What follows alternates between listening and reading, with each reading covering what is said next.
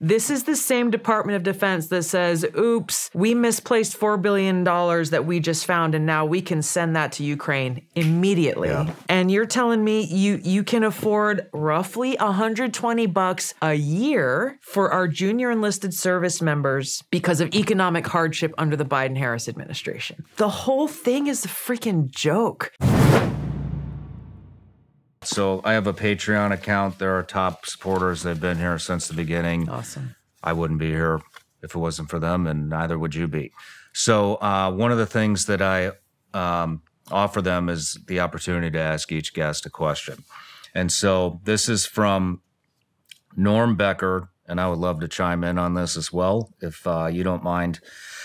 Historically, you are for the reduction of military spending and overall downsizing. What is your stance on that now with the current administration's open border policy in relation to an attack inside the United States, being we have a few 100,000 undocumented military-age men who will be responsible for the safety of Americans? There's a few questions in there. There's a few things going on there.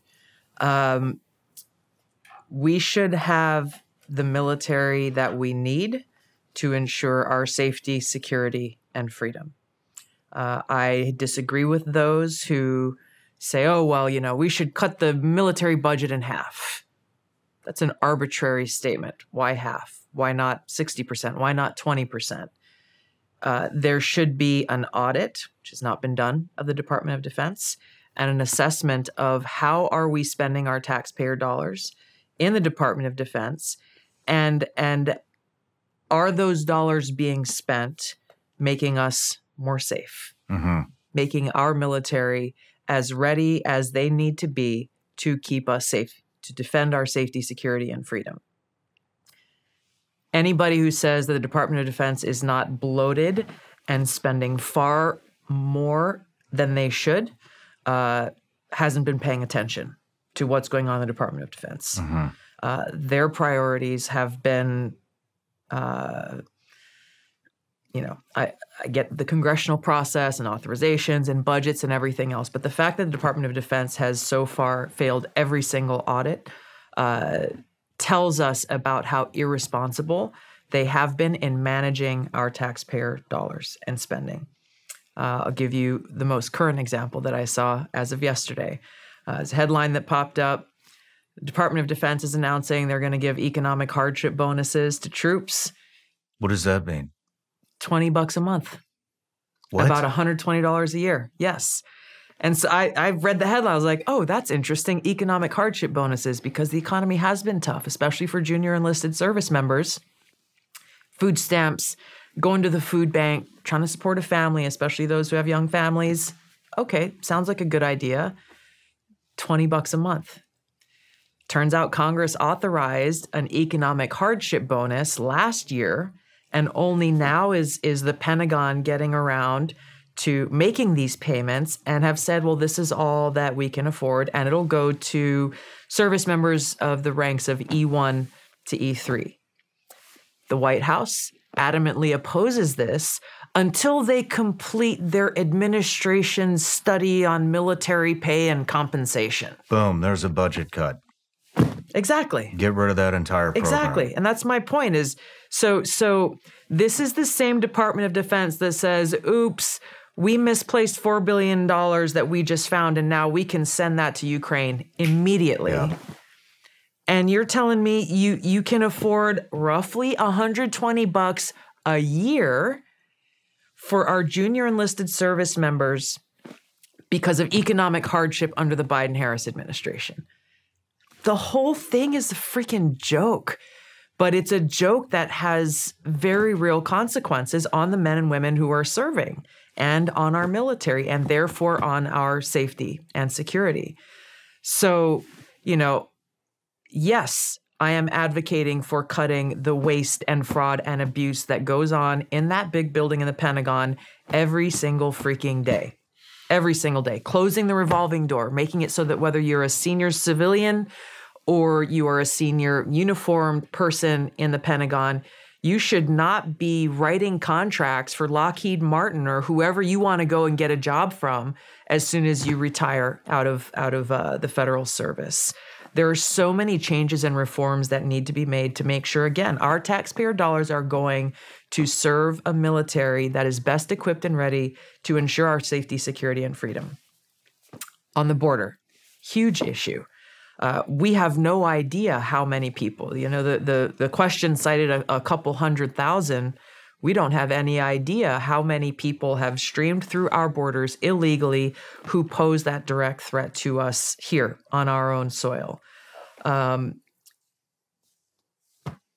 would encourage, should President Trump get elected, and I would encourage President Biden today, hey, if you're really serious about securing our border, which we know he's not, federalize and mobilize the National Guard. Help. I was in the National Guard for a lot of years. Our job is to support the homeland, whether it's during times of national disaster or crises or emergency. I would say this is a very serious national crisis. And the president has the authority to federalize the National Guard, to deploy them to go and actually help secure our border. I was in Southern California, San Diego, and spent a couple days down at the border there just to see for myself. A lot of people talk about Texas and Arizona. Very few people are paying attention to what's going on in San Diego, and went down there. What I saw was astounding to me because within a few minutes, we came upon these like little camps almost of illegal immigrants. More and more people walking up just as I was there. This idea of the gotaways. You hear about the gotaways on the news all the time. Well, how many gotaways are there? These are people coming across the border knowing exactly where to go for Border Patrol to pick them up. And they sit there, peaceful, calm, cell phones, candy, snacks, chilling, waiting for Border Patrol to pick them up because they know that Border Patrol will come, load them in the vans, they'll go to the processing center, and they'll walk out with that white piece of paper says that they've claimed asylum, and they are no longer undocumented. They are now documented, and they get a plane ticket to go anywhere in the country where they want to go. And I talked to a number of people there who'd come from all different countries, none of them from Mexico, by the way. Mexico is the only country apparently where Border Patrol sends them immediately back across the border. You come from any other country, they go through this process that I just talked about. Talked to this one guy who came from Colombia, and he said, oh, I flew into Tijuana and then walked across. Took me, I don't know, a couple hours. And I asked him, like, have you been here before? Oh, yeah, I've been here before. Interesting. He had no issue talking, by the way. He was very relaxed. And I said, oh, where are you headed? So I'm going to Utah. I said, really? What's in Utah? He's like, oh, I got a woman there. And there were different stories from different people I talked to from Brazil. There were people from Venezuela, people who were very clearly tatted up gang members from Venezuela. One guy super, super high on drugs. All of these people just waiting, Border Patrol to pick them up and essentially be this like Uber drivers to take them from illegally crossing the border, process them through. We followed the process through to the train station, to the airport, the whole thing. And then I talked to a guy who lived in that area for decades. And he said, God, I really wish Texas would send their National Guard to help us out here. I said, what about California? You got your own National Guard here. And he just shook his head and he's like, Gavin Newsom will never send our National Guard to actually defend our borders. No matter where you're watching Shawn Ryan Show from, if you get anything out of this, please like, comment, subscribe, and most importantly, share this everywhere you possibly can. And if you're feeling extra generous, please leave us a review on Apple and Spotify podcasts.